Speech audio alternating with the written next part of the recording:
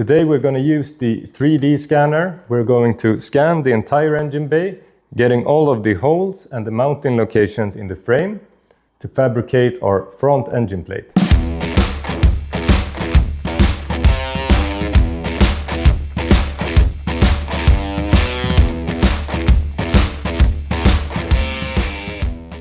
So first of all, we're going to assemble the 3D scanner. This scanner is maybe $250 and it's from Creality. And it's really simple. You just take the handheld tripod, little wobbly thingy, the camera for the scanner. This is the scanner itself. And assembling it with this little screw.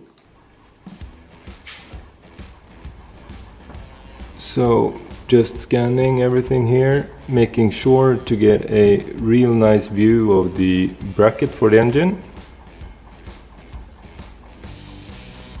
The mounting bracket, transferring everything to the engine, making sure I want those water pump bolt holes, and also, just to make life easier, a little bit more of the engine.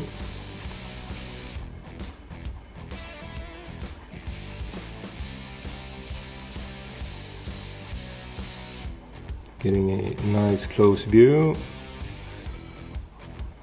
When you're scanning bolt holes, try to be dead on to make them appear better in the post-processing software.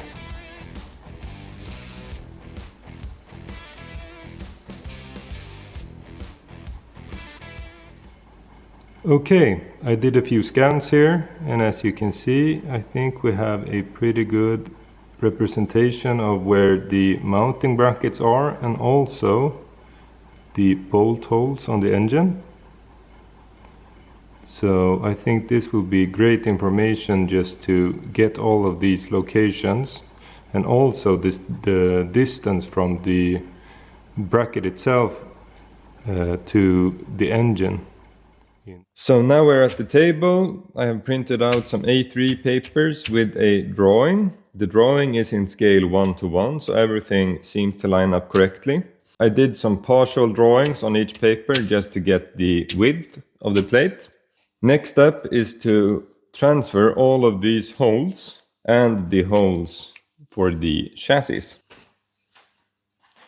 Just a regular punch, make sure everything is nice, and just give it a light tap on each of the holes.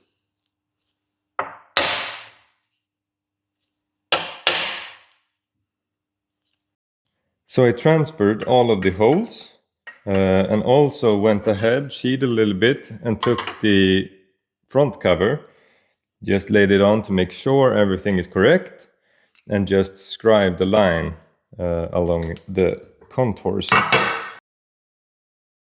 I took my old big block engine plate, just laid it on top to see if the edge holes line up, and they seem to line up just great. And then I went ahead and just scribed a line just to get the angles correct, because I want this fitting really nicely onto the chassis of the car. What people don't often talk about is that the mid plate is actually a structural part of the car.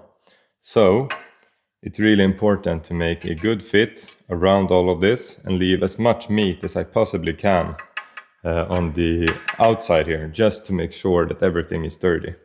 So the next step, I think, is to continue drawing all of the contours of this plate and then sew it out on the bandsaw.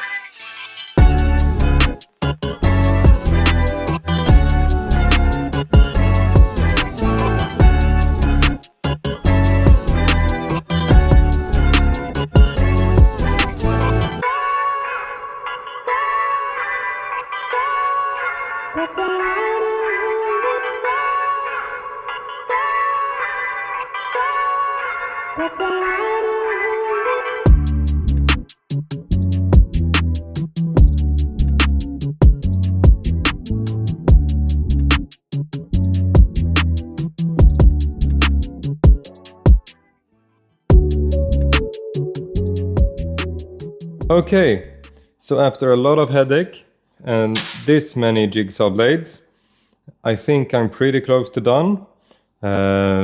This is only a rough cut. I still have to grind all the edges. I had some difficulties with the bandsaw. The blade went dull.